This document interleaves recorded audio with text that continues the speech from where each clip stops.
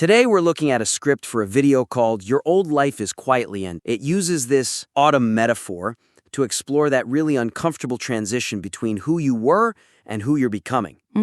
But honestly, right off the bat, we have to talk about the pacing. Because the concept is great, but the engine it stalls out right in the middle. It really does. I was reading that middle section, and I just kept waiting for it to, move forward. Yes. But it just kept circling, like a plane that won't land. Exactly. The script suffers from what I'd call circular repetition. You have these sections on routines feeling hollow, then loss of interest, then friends falling away. Right. They seem like different points on the surface. But emotionally, they are the exact same note. It's the law note, just law, loss, law. And look, I get it. When you're in that state, it feels like that. You want to list everything that hurts. Sure. But for a listener, it's exhausting without adding any new insight. By the time you get to the third example, you've checked out. So how do we fix that? Because those details are important. You don't want to just, cut it all. No, I don't think it's about cutting so much as corralling, grouping them. Okay. Right now, they're scattered.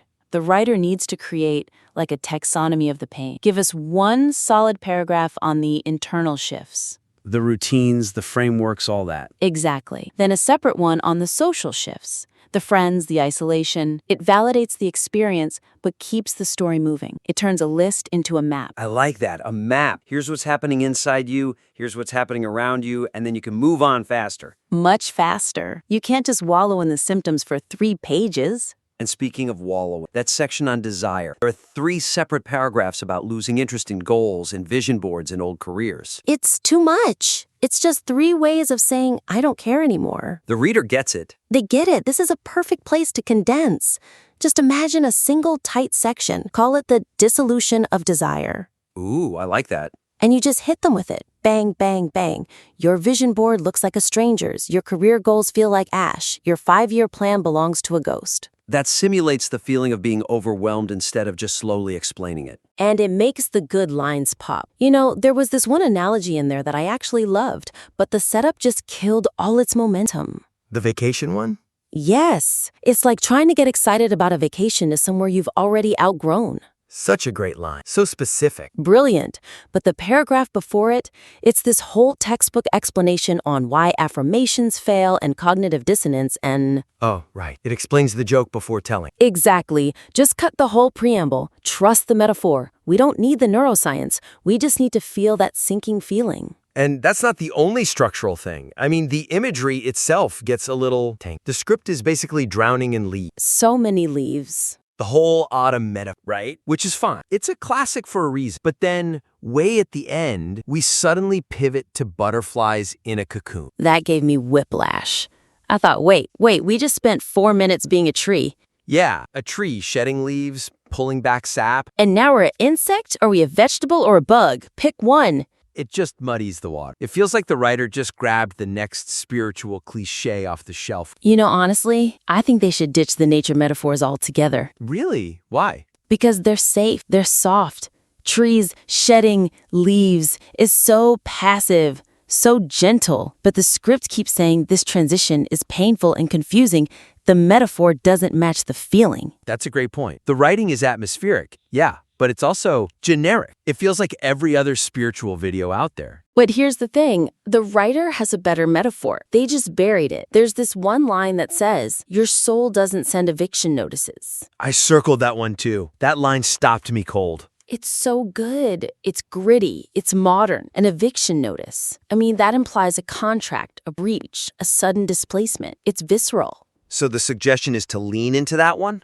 Absolutely. Forget the leaves. Talk about the eviction. Talk about coming home to find the locks changed on your own life. It makes it active. A tree losing its leaves is passive. Getting evicted is a crisis. And it sets this piece apart. Everyone writes about butterflies. No one writes about spiritual foreclosure.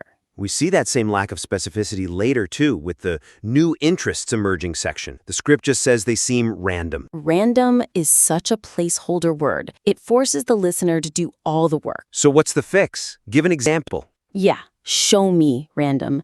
Don't just tell me. Say something like, you might suddenly need to understand how mechanical watches are built. Or you get this unexplained urge to walk through a neighborhood you've never visited. That's so much better. Because even if the listener doesn't care about watches, they know that feeling. For them, it was, I don't know, sourdough bread or something. Exactly. Specificity creates universal connection. Abstraction just creates boredom. There's one more metaphor I want to hit on. The costume line. Life feels like a costume that no longer fits. A classic.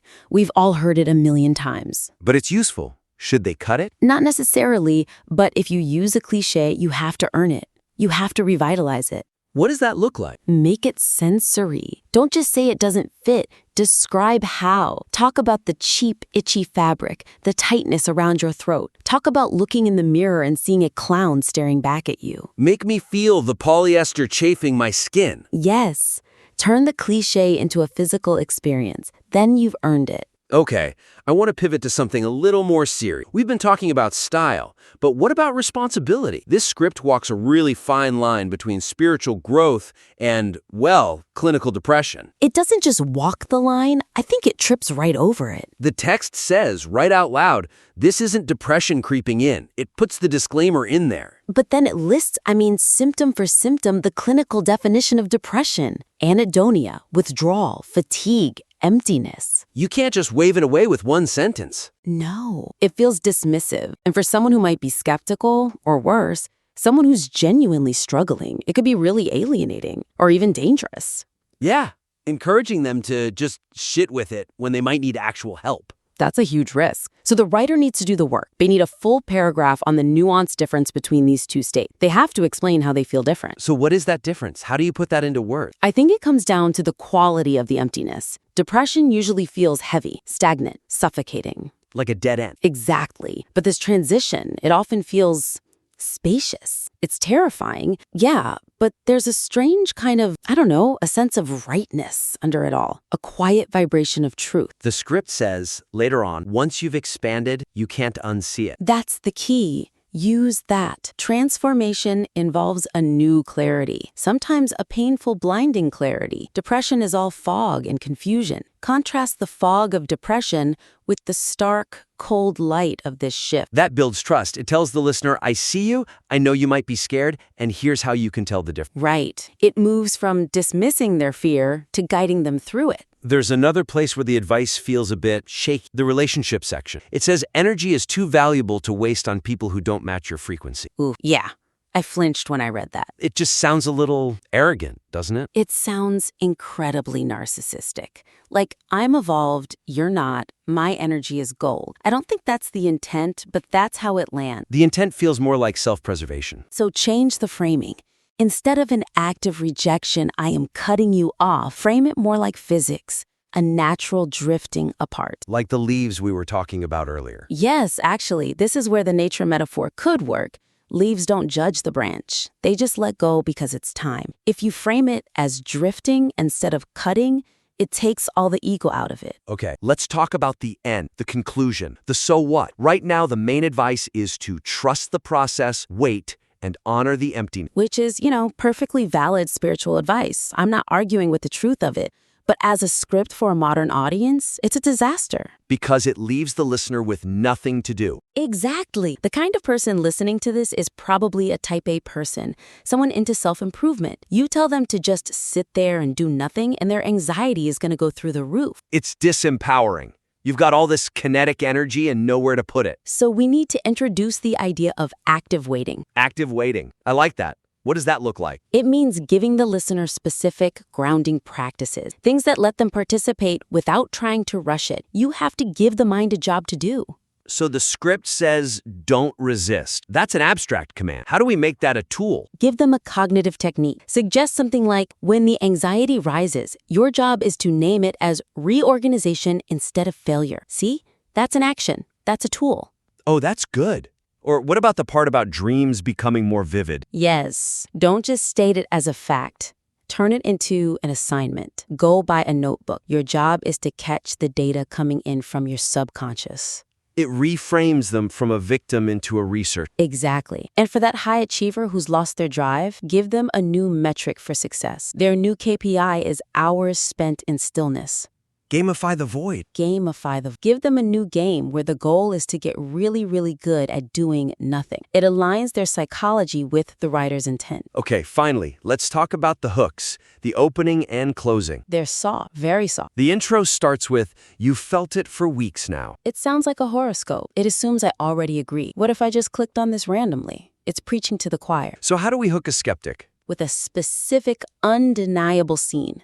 The text later on mentions living in a split reality. Start there. Paint me a picture. Start with that feeling of sitting in a Monday morning meeting. You're looking around, people are talking about Q3 projections, and you suddenly feel like a hologram. Oh, yeah. Like you're watching a movie of your life instead of living it. That's an arresting image. It captures the split instantly. It's way more powerful than you've felt it for weeks. And the outro? It ends on closer than you've ever been. It's fine. It's a pat on the back. It's nice, but it's not memorable. But again, the writer has a diamond just buried in the text. There's a line somewhere in the middle that says, "The old life ending isn't a tragedy, it's a graduation." That's the line. That is the mic drop. Move that to the very end. It completely reframes the entire piece from loss to achievement. And the final call to action? Instead of keep trusting, It's too passive. Challenge them. I want the listener to leave feeling a sense of noble duty. Rephrase it. Something like, "Your only job today is to not fill the silence." that's a command. It's a call to courage. It turns waiting into an act of bravery. So let's recap the whole blueprint. We need a script that moves with purpose. Right. Group the symptoms internal, social, professional to stop that repetitive loop and condense that dissolution of desire section so it hits hard and fast. And we're swapping out the generic metaphors for gritty, modern ones. No more gentle leave. We want eviction notices. We want itchy costumes. And we absolutely have to distinguish between depression and growth, clearly and responsibly. Focus on clarity versus fog, and fix that relationship advice so it doesn't sound narcissistic. Then we give them the active waiting toolkit, naming the anxiety, journaling dreams, gamifying stillness. And finally, sharpen those hooks. Open with the hologram in the meeting feeling and end on the graduation line.